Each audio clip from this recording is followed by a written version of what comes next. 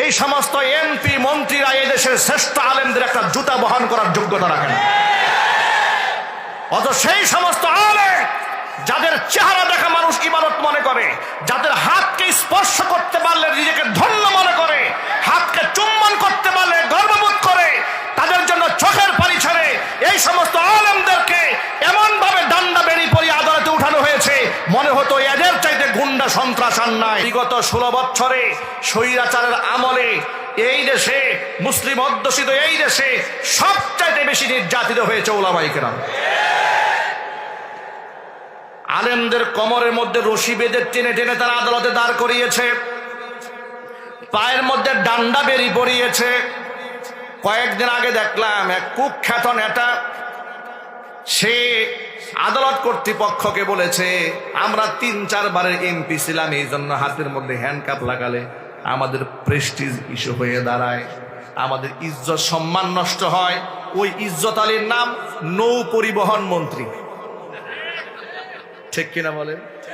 নৌ পরিবহন মন্ত্রী ওই ইজ্জত আলী বলেছে যে আমরা 4-5 বারের এমপি মন্ত্রী, আমাদেরকে হাতের মধ্যে হ্যান্ডকাপ পরায় উঠালে আমাদের প্রেস্টিজ ইস্যু হয়ে দাঁড়ায়। খুব ইজ্জতে লেগেছে, হাতের মধ্যে হ্যান্ডকাপ পরেছে। আমি তো বলতে চাই এই সমস্ত এমপি মন্ত্রীরা এই দেশের শ্রেষ্ঠ আলেমদের একটা জুতা বহন করার যোগ্যতা রাখেন। অত সেই সমস্ত আলেম যাদের চেহারা দেখা মানুষ ইবাদত মনে করে, যাদের হাতকে স্পর্শ করতে পারলে নিজেকে ধন্য মনে করে, হাতকে চুম্বন করতে পারলে গর্ববোধ করে, তাদের জন্য চোখের পানি ছাড়ে এই সমস্ত আলেমদেরকে এমন ভাবে ডান্ডা বেড়ি পরিয়ে আদালতে উঠানো হয়েছে মনে হতো এদের চাইতে গুন্ডা সন্ত্রাস আর নাই। এমন বিয়াদবি যারা করেছে তাদের পায়ে শুধু ডান্ডা বেড়ি কেন, এর থেকে নিকৃষ্ট শাস্তি হওয়া দরকার। কথা বলেন ঠিক কিনা বলেন? ওলামারা হচ্ছেন আমাদের মাথার মুকুট, আমাদের মাথার তাজ। আলেম ওলামাদের সম্মান স্বয়ং আল্লাহ পাক বৃদ্ধি করেছেন। নবী করিম সাল্লাল্লাহু আলাইহি ওয়াসাল্লামের অসংখ্য হাদিস দ্বারা ওলামাদের শান মান ফুটে ওঠে। কোরআন মাজিদে আল্লাহ পাক স্পষ্ট বলে দিয়েছেন ইন্নামা ইয়াখশাল্লাহা মিন ইবাদিহিল উলামা, নিঃসন্দেহে আমার বান্দাদের মধ্যে আমি আল্লাহকে সবচাইতে বেশি ভয় করে চলে ওলামা সম্প্রদায়। জোরে কোন সুবহানাল্লাহ। ওলামাদের সম্মান আল্লাহর কাছে আছে না নাই? একটু জোর আওয়াজে বলতে হবে, আছে না নাই? আলেমদের সম্মান দুনিয়াতে নাই। কোরআনে আল্লাহর ওয়াদা আছে ইয়ারফাইল্লাহুল্লাযীনা আমানু মিনকুম ওয়াল্লাযীনা উতুল ইলমা দারাজাত, তোমাদের মধ্যে যারা ঈমানদার আমি তাদের সম্মানকে বৃদ্ধি করে দেব। যাদেরকে ইলম দান করা হয়েছে মানে যারা আলেম, তাদের মর্তবাকে আল্লাহ পাক অনেক উপরে উঠাই দিবেন, এটা আল্লাহ পাকের ওয়াদা। শুধু কি তাই, কোরআন মাজিদ আল্লাহ রাব্বুল আলামিন সূরা মারিয়ামের শেষ দিকে স্পষ্ট বলে দিয়েছেন ইন্নাল্লাযীনা আমানু ওয়া আমিলুস সালিহাতি সায়াজআলু লাহুমুর রাহমানু উদ্দা, নিশ্চয়ই যারা ঈমান আনে এবং ভালো কাজ করে মানুষের অন্তরে তাদের জন্য আমি আল্লাহ তাআলা ভালোবাসা সৃষ্টি করে দেই। কোন ব্যক্তিকে আল্লাহ পাক যখন ভালোবাসেন ফাআলানা ফিস সামা, এই দুনিয়ার কোন ব্যক্তিকে যখন আল্লাহ ভালোবাসেন আল্লাহ রাব্বুল আলামিন জিবরাইল আলাইহিস সালাতু ওয়াস সালামকে ডেকে বলেন ও জিবরাইল, দুনিয়ার অমুকের পুত্র অমুককে আমি আল্লাহ বড্ড ভালোবাসি। আল্লাহ পাক যখন তার ভালোবাসার বর্ণনা প্রদান করেন জিবরাইল আলাইহিস সালাতু ওয়াস সালাম তখন ওই ব্যক্তিকে ভালোবেসে ফেলেন। ভালোবেসেই তিনি ক্ষান্ত হন না, ফাআলানা ফিস সামা, আসমানের মধ্যে এলান করে দেন যাদেরকে আল্লাহ পাক ভালোবাসেন জিবরাইল ভালোবাসেন।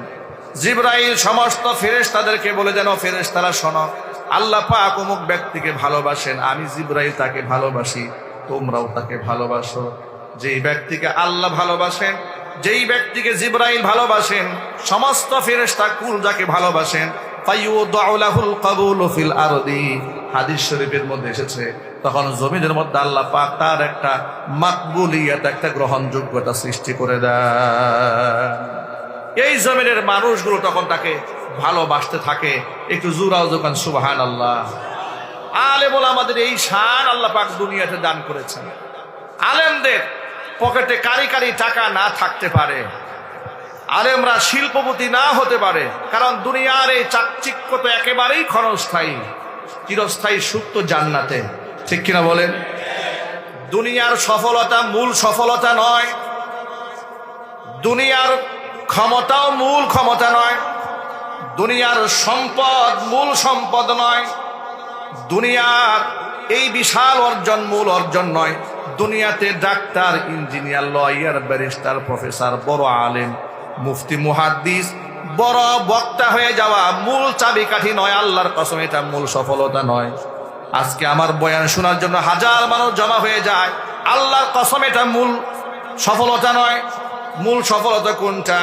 মূল সফলতা হচ্ছে আল্লাহ পাক স্পষ্ট বলে দিয়েছেন, কুল্লু নাফসিন দায়িকাতুল মাউত ওয়া ইন্নামা তুওয়াফাউনা উজুরাকুম ইয়াওমাল কিয়ামাহ ফামান যুহজিহা আনিন নারি ওয়া উদখিলাল জান্নাতা ফাকাদ ফাজ। প্রতিটা প্রাণীকে মৃত্যুর স্বাদ আস্বাদন করতে হবে। দুনিয়া থেকে তার মৃত্যু হয়ে যাওয়ার পর যেই ব্যক্তিকে জাহান্নামের আগুন থেকে মুক্ত করে জান্নাতে ঢুকায় দেওয়া হবে, আল্লাহ পাক বলেন ওই ব্যক্তি সফল। জোরে জোরে বলেন সুবহানাল্লাহ। দুনিয়ার সফলতা মূল সফলতা নয়, দুনিয়ার অর্জন মূল অর্জন নয়, মূল অর্জন হচ্ছে আখিরাতের অর্জন। আল্লাহ পাক যদি কিয়ামতের দিন বলেন যে আমি তোরে মাফ করে দিলাম, আমি তোকে জান্নাত দিয়ে দিলাম, এর চেয়ে বড় সফলতার কিছু হতে পারে না। আমরা দুনিয়ার সফলতা চাই না, আমরা পরকালীন সফলতা চাই। কারা কারা পরকালীন সফলতা চান? হাত দেখান। আল্লাহ কবুল করেন, জোরে কোন আমিন। হাত নামান। প্রিয় ভাইয়েরা আমার, দুনিয়াতে হক্কানি আলেম ওলামা, পীর বুজুর্গ যারা হয়, তাদের বিরাট সম্মান আল্লাহ পাক দান করেন। তারা নিজেদেরকে সব সময় আড়াল করতে পছন্দ করেন, মানুষের সামনে বড় করে তোলা হোক এটা তারা পছন্দ করেন না, এটা তারা চান না, এটা তাদের মেজাজ হয় না। আল্লাহর ওলিরা সব সময় নিজেকে লুকায় রাখেন, আল্লাহর ওলিরা কোনোদিন নিজেকে বড় মনে করে না। ঠিক কিনা বলেন? ইমাম আহমদ ইবনে হাম্বল রাহমাতুল্লাহি আলাইহির নাম শুনেছেন আপনারা? কারা কারা শুনছেন? হাত দেখি তো ভাই। মাশাআল্লাহ। ইমাম আহমদ ইবনে হাম্বল রাহমাতুল্লাহি আলাইহি কত বড় মাপের আলেম ছিলেন, কত বড় ফকিহ ছিলেন। পৃথিবীতে মাকবুল 4টা মাযহাব আছে, প্রসিদ্ধ। কয়টা? আরো যদি বলে 4টা প্রসিদ্ধ মাযহাবের মধ্যে হাম্বলি মাযহাবের নাম শুনেছেন না? এই হাম্বলি মাযহাবের ইমাম যিনি, তিনি হচ্ছেন ইমাম আহমদ ইবনে হাম্বল। তার লিখিত মুসনাদে আহমদ কিতাবের মধ্যে, একটা কিতাবের মধ্যে তিনি হাদিস জমা করেছেন 50,000। জোরে বলেন সুবহানাল্লাহ। কত বড় মাপের একজন মুহাদ্দিস, কত বড় মাপের একজন ফকিহ, কত বড় মাপের একজন আল্লাহর ওলি ইমাম আহমদ ইবনে হাম্বল রাহমাতুল্লাহি আলাইহি 50,000 হাদিস এক কিতাবে জমা করেছেন। অথচ নিজেকে তারা কিছুই মনে করতেন না। আর আমরা 2টা চটি বইয়ের মধ্যে 2টা বাংলার তরজমা পড়ছে হাদিসে, এর গরমে এলাকায় ইমাম সাহেব থাকতে পারেন। কথা ঠিক কিনা বলে? গার্মেন্টসে চাকরি করে, কে যেন বুঝাই দিছে যে আমি জোরে পড়তে হবে, এটা বাংলা তরজমার মধ্যে পড়েছে, বুখারী শরীফের আছে। এইটা তরজমা দেখার পর থেকে এখন উনি মনে মনে বলে, হুজুররা কি পড়ে আর কি পড়ায়, আমার চাইতে বড় মুফতি কি আর আছে, বড় মুহাদ্দিস আর আছে? হুজুরা 12 বছর কি লেখাপড়া করল। উনি চটি বই পড়ে তার ইলমের গরমে গার্মেন্টসের কর্মীরা ঠিক থাকতে পারতেছেন, প্রায় সময় ঝগড়া লেগে যায়, কথা বলতে হবে। ঠিক কিনা বলেন? অথচ আল্লাহর ওলি ইমাম আহমদ ইবনে হাম্বল এত বড় বাপের একজন আলেম, তিনি সফরে যাচ্ছেন, এমন সময় কোন একটা মসজিদে এশারের নামাজ জামাতের সাথে আদায় করেছেন। বাহিরে প্রচন্ড শীত, তো তার কাছে পর্যাপ্ত পরিমাণ শীতের কাপড় চাপড় নাই। আল্লাহর ওলিরা তো সিমসাম জীবনযাপন করতেন, তো খুব শীত। তিনি মসজিদে জামাতে এশারে নামাজ পড়ে মসজিদের এক কর্নারে বসে তিনি জিকির আজকার করছেন, তাসবিহ তাহলিল করছেন। মনে মনে সিদ্ধান্ত নিলেন যে আমি রাতটা এখানে ইবাদত করে কাটিয়ে দিই, সকাল হলে ফজর করে এখান থেকে বিদায় হয়ে যায়। মুয়াজ্জিন সাহেব আসলেন, দেখেন একজন মুরব্বী বসে আছেন। মুয়াজ্জিন সাহেব মুরব্বীকে বলছে, মুরব্বী আপনি বের হন মসজিদ থেকে, নামাজ শেষ হয়েছে না? বলে নামাজ শেষ হয়েছে। তো নামাজ তো শেষে বসে আছেন কেন? মুরব্বী বললেন, দেখুন আমি তো পথিক মুসাফির, তা আমি নিয়ত করেছি যেহেতু বাহিরে প্রচন্ড ঠান্ডা, রাতটা এখানে সারা রাত আমি ইবাদতে কাটাই, ফজরের নামাজটা জামাতে পরে এখান থেকে বের হয়ে যায়। বেচারা মুয়াজ্জিন, তাকে চিনে নাই। আর তিনি এমন লোক না, নিজের পরিচয় দেখাবেন, হেডাম দেখাবেন। ইদানিং তো আমাদের মধ্যে এমন আত্মহমিকা, দাম্ভিকতা, কিছুতে কিছু হলে বলে, এই মিয়া আমার চেনেন আপনি, আমি কে? কথা বলে না কেন? বক্তা স্টেজে বয়ান করতেছে, বক্তার সামনে থেকে মাইক কেড়ে নিয়েছে, এমন বেয়াদব এই দেশে আছে না? চিল্লায় বলতে পারছে না? নাই। মুসলমানের ঘরে জন্ম নিয়েছে, ওরা মুসলমান হতে পারে নাই। এগুলো মুনাফিক। এগুলো কি? চিল্লায় বলেন। আল্লাহর হাবিব বলেছেন, আল্লাহর নবী বলেছেন, মাল্লাম ইয়ারহাম সগীরানা ওয়া লাম ইউক্কির কাবীরানা, যেই ব্যক্তি আমার ছোটকে স্নেহ করে না, বড়কে সম্মান দেয় না, আলেমদের ইজ্জত যারা দেয় না, নবীজি সাল্লাল্লাহু আলাইহি ওয়াসাল্লাম বলেছেন ওরা মুসলমানের ঘরে জন্ম নিলে ওরা আমি নবীজির উম্মত হতে পারে না। আল্লাহর কসম, মুনাফিক যদি বর্তমানে চিহ্নিত করা যেত, ১৫০০ বছর আগে মুনাফিকদের জানাজা পড়তে আল্লাহ তার রাসূলকে নিষেধ করেছেন। সাহাবায়ে কেরাম মুনাফিকদের জানাজা পড়তেন না, মুনাফিকদের জানাজা আল্লাহর নবী পড়তেন না। যদি ওহীর মাধ্যমে নিশ্চিত হওয়া যেত, যেহেতু নবুয়তের দরজা বন্ধ হয়ে গেছে, ওহীর দরজা বন্ধ হয়ে গেছে, আমরা কনফার্ম কোনো ব্যক্তিকে সরাসরি মুনাফিক বলতে পারি না। তবে মুনাফিকদের কিছু আলামত কিছু লোকের মধ্যে আমরা দেখতে পাই। যদি কনফার্ম হওয়া যেত, এই যে জানাজার যে আনুষ্ঠানিকতা গোটা বাংলাদেশে আছে, আস্তিক নাস্তিক, নামাজি বেনামাজি, কোরআনের বিরুদ্ধাচরণ করেছে, আলেমদেরকে মৌলবাদ বলে গালি দিয়েছে, জঙ্গিবাদ বলে গালি দিয়েছে, এই রকম লোক এরা যদি মারা যেত, উলামায়ে কেরাম সংঘবদ্ধ ফতোয়া দিতেন ওর জানাজা পড়া জায়েজ নাই। কথা বলতে হবে, ঠিক কিনা? কিন্তু যেহেতু আমার কাছে আপনার কাছে নতুন করে আর ওহী আসে না, এই জন্য বলা যায় না। কিন্তু আলামত দেখে বোঝা যায় এর জানাজা পড়া যে কথা, না পড়াও একই কথা। ভাইরা আমার, এই জন্য মুনাফিক হওয়া যাবে না। মুনাফিক ইসলামের সবচাইতে বড় ক্ষতি করেছে যুগ যুগ ধরে। মুনাফিক কাকে বলে শোনেন? মুনাফিক অন্তরে ইসলাম বিরোধিতা লালন করে, কিন্তু বাহ্যিকভাবে মুসলমানদের কাছে বোঝায় আমি মুসলমান। ঠিক কিনা বলেন? এরকম লোক সমাজে আছে না নাই? কোরআন মাজিদে তাদের সম্পর্কে আল্লাহ বলেছেন, ইন্নাল মুনাফিকিনা ফিদ দারকিল আসফালি মিনান নার, মুনাফিকদের অবস্থা কিয়ামতের দিন হবে জাহান্নামের অতল গহ্বরের স্থান হবে, জাহান্নামের সর্বনিকৃষ্ট স্থান দেওয়া হবে মুনাফিকদেরকে। আল্লাহর নবী রাহমাতুল লিল আলামিন ঘোষণা করেছেন, ইন্না ফি উম্মতি 12 মুনাফিকান লা ইয়াদখুলুনাল জান্নাতা ওয়া লা ইয়াজিদুনা রিহাহা হাত্তা ইয়ালিজাল জামালু ফি সাম্মিল খিয়ার আও কামা ক্বালা আলাইহিস সালাতু ওয়াসসালাম। হুজুর বলেন, আমার উম্মতের মধ্যে এমন 12 জন মুনাফিক আছে, ওরা জান্নাতে তো প্রবেশ করবে না, জান্নাতের খুশবু পর্যন্ত ওরা নাকের মধ্যে পাবে না। অথচ জান্নাতের খুশবু তারা ততক্ষণ পাবে না যতক্ষণ পর্যন্ত সূচের ছিদ্র দিয়া উট প্রবেশ না করবে। এর মানে সুয়ের ছিদ্র দিয়া উট যেমন প্রবেশ করা অসম্ভব, মুনাফিকের জন্য জান্নাতে যাওয়াও ঠিক সেরকম অসম্ভব। আমরা কি মুনাফিক হয়ে মরতে চাই? চিল্লায় বলো, মুনাফিক হয়ে মরতে চাই? তাহলে আলেমদেরকে ইজ্জত দিতে হবে, সম্মান দিতে হবে। ওলামারা নবীগণের ওয়ারিস। ওলামারা কাদের ওয়ারিস? নবীগণের ওয়ারিস। এই কথা যেন মনে থাকে, বলেন ইনশাআল্লাহ। আর জোরে কোন ইনশাআল্লাহ। ভাইরা আমার, তো ইমাম আহমদ ইবনে হাম্বল সাধারণ বেশে মসজিদে বসে আছেন। মুয়াজ্জিন সাহেব বললেন, মুরব্বি বের হন, নামাজ শেষ হয়ে গেছে, চলে যান বাহিরে।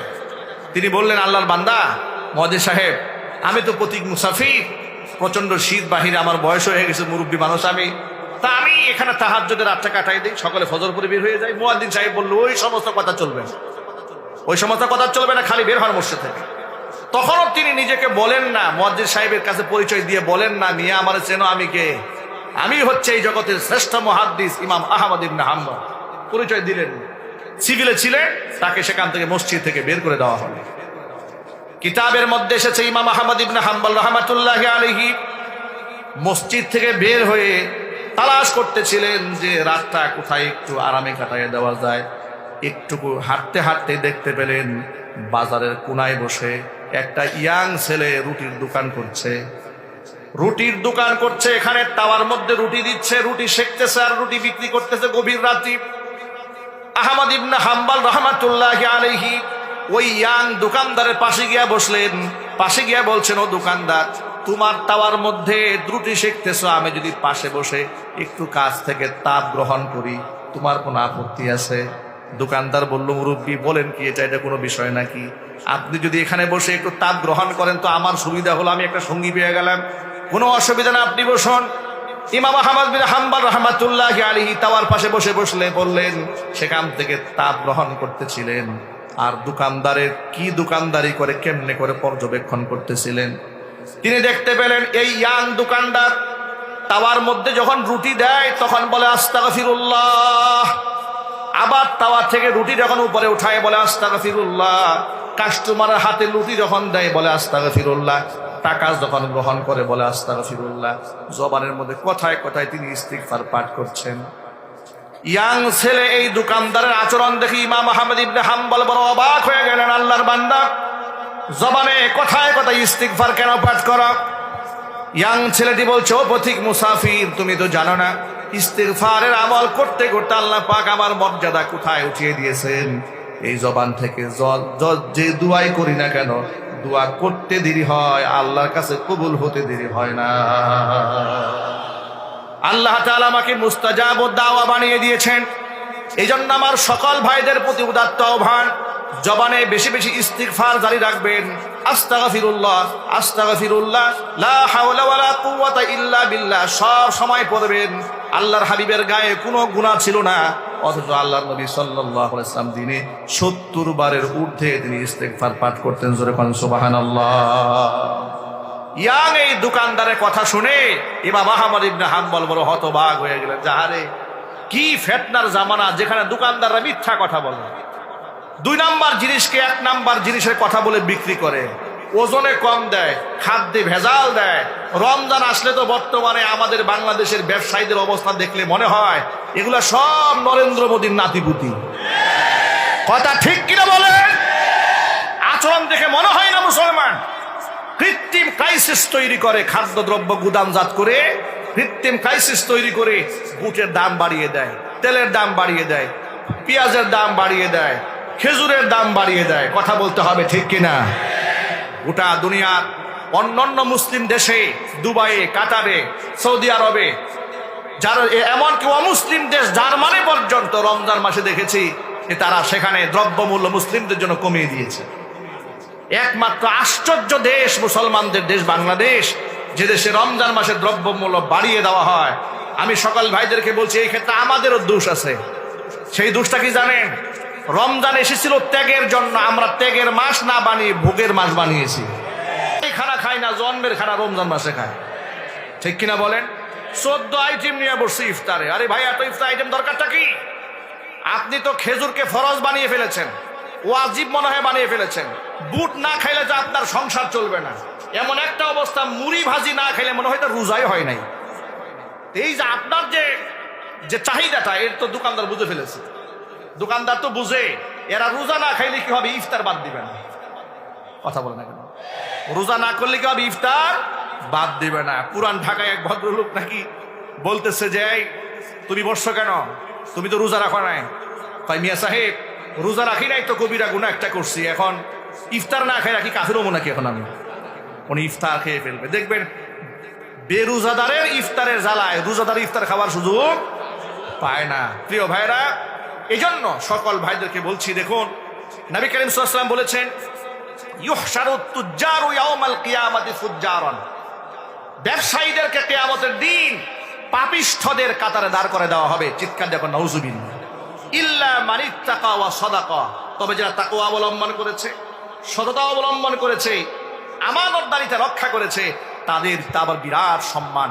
আত্তাজিরুস সাদুকুল আমিন মান নাবিয়্যিন ওয়াস সিদ্দিকিন ওয়াস শুহাদা, সত্যতাবাদী আমানতদার ব্যবসায়ীদের হাসর হবে নবীদের সাথে। আরো যদি বলেন সুবহানাল্লাহ। এই জন্য ব্যবসায়ী ভাইরা কৃত্রিম ক্রাইসিস তৈরি করবেন না, ওজনে কম দিবেন না, খাদ্যে ভেজাল দিবেন না, 2 নম্বর জিনিসকে 1 নাম্বার বলে বিক্রি করবেন না, কসম কেটে মিথ্যা কথা বলবেন না। যদি সত্যবাদী হয়ে থাকেন কিয়ামতে আপনার হাসর হবে নবীদের সাথে। চিৎকার দেখুন সুবহানাল্লাহ। মূল কথায় ফিরে আসি। আহমদ ইবনে হাম্বল এই ইয়াং ছেলে কথা শুনে হতবাক হয়ে গেল। এ কেমন দোকানদার, কথায় কথায় ইস্তেগফার পাঠ করে। দোকানদার বলে, আল্লাহর বান্দা, আমি আমার জবানে প্রতিনিয়ত ইস্তিগফারের আমল করার কারণে আল্লাহ আমার সম্মান এত এত উপরে উঠিয়ে দিয়েছে। জবানে দোয়া করতে দেরি হয়, আল্লাহ পাক কবুল করতে দেরি করেন না। তবে মুসাফির, আমার মনে একটা কষ্ট আছে, একটা কষ্ট আছে। সব দোয়া আল্লাহ কবুল করেছেন, একটা দোয়া কেন যেন এখনো কবুল হয়নি। আহমদ ইবনে হাম্বল জিজ্ঞেস করেন, আল্লাহর বান্দা, কোন দোয়া তোমার কবুল হয়নি? ছেলেটি বলে, আহমদ ইবনে হাম্বল রাহমাতুল্লাহি আলাইহি নামক এই অঞ্চলের শ্রেষ্ঠতম একজন মুহাদ্দিস আছে, বড় বুজুর্গ আলেম আছে। আমি আল্লাহর কাছে দোয়া করেছি, রব্বুল আলামিন আমার জীবনে একটা বার হলেও যেন ইমাম আহমদ ইবনে হাম্বলের সাক্ষাৎ পাই। যদি কোনোদিন তারে দেখতে পারি, তাকে বুকের সাথে আলিঙ্গন করে কপাল ধরে একটা চুমা দিতে চাই। এই দোয়াটা কবুল হয় নাই, বাকি যত দোয়া আছে সব আল্লাহ পাক কবুল করে নিয়েছেন। এতক্ষণ পর্যন্ত যিনি নিজেকে আড়াল রেখেছিলেন, যুবকের কথা শুনে নিজেকে আর লুকিয়ে রাখতে পারলেন না, দাঁড়িয়ে বললেন, ও যুবক, যে ইমাম আহমদ ইবনে হাম্বলকে দেখার জন্য তুমি আল্লাহর কাছে দোয়া করেছিলে, আল্লাহ পাক ওই ইমাম আহমদ ইবনে হাম্বলকে তোমার রাতের সাথী হিসেবে তোমার দোকানের মধ্যে আল্লাহ নিজে পাঠিয়ে দিয়েছে। পরিচয় দিলেন, বুকের সাথে আলিঙ্গন করলেন, কপাল ধরে চুমো খেলেন, আল্লাহ পাকের শুকরিয়া আদায় করলেন। ঘটনা থেকে কয়েকটা শিক্ষা পাওয়া যায়। 1 নাম্বার শিক্ষা হচ্ছে, নিজেকে কখনো বড় করতে নাই। আল্লাহর ওলিরা নিজেকে কোনোদিন বড় মনে করে নাই, কোনোদিন নিজেকে অহংকার করে মানুষের সামনে উপস্থাপন করে নাই। কিন্তু আমাদের কথার মধ্যে অহংকার, চলার মধ্যে অহংকার, আমাদের আচরণের মধ্যে অহংকার আছে না নাই? কথা বলে না কেন? আল্লাহর হাবিব রাহমাতুল্লিল আলামিন 1000 বছর আগে ঘোষণা করেছেন, লা ইয়াদখুলুল জান্নাতা মান কানা ফি কলবিহি মিসকালু হাববাতিন মিন কিবরিন। একেবারে দানা পরিমাণ যদি অহংকার কারো কলিজার মধ্যে থাকে, ওই ব্যক্তি জান্নাতে যেতে পারবে না।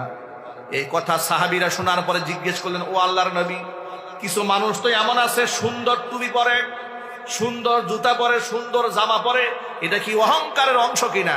হুজুর বললেন, না। ইন্নাল্লাহা জামিলুন ইউহিব্বুল জামাল। আল্লাহ নিজে সুন্দর, সৌন্দর্যতাকে আল্লাহ ভালোবাসেন। এটা অহংকার নয়। অহংকার হচ্ছে বাতারুল হাক্কি ওয়া গামতুন নাস, সত্যকে প্রত্যাখ্যান করা আর মানুষদেরকে তুচ্ছ তাচ্ছিল্য মনে করা। কথা ঠিক কিনা বলেন? সত্যকে অস্বীকার করার নাম হচ্ছে অহংকার। সত্যকে অস্বীকার করার নাম কি? অহংকার। কুরআন হক, রাসূল হক, পরকাল সত্য, জান্নাত জাহান্নাম আছে, এতে কি কারো কোনো সন্দেহ আছে? আমাদের আরো জোরে বলতে হবে, সন্দেহ আছে। জীবনের শুরু থেকে শেষ পর্যন্ত, আমার জীবনের শুরু থেকে আমার মৃত্যু পর্যন্ত প্রতিটা পদক্ষেপে আল্লাহর কোরআনের শাসন ব্যবস্থা মানতে হবে। এটা আল্লাহর নির্দেশ। এটা কি আমরা পালন করতে পারবো ইনশাল্লাহ? একটু জোর আওয়াজে বলতে হবে, পারবে ইনশাল্লাহ? আল্লাহর কোরআনের বাহিরে যাওয়ার কি আমাদের কোনো সুযোগ আছে? একটি ইমানদারের মতো গর্জে উঠে জবাব দিয়ে বলেন, আল্লাহর কোরআনের বাহিরে যাওয়ার কি আমাদের কোনো সুযোগ আছে? কোরআন যাকে হালাল বলেছে তা হালাল হিসেবে গণ্য করতে হবে। কোরআন যা হারাম বলেছে সেটা হারাম হিসেবে মান্য করতে হবে। দেখুন, এই যে উলামারা আজকে মাহফিলের ইসলামী সম্মেলন আয়োজন করেছেন,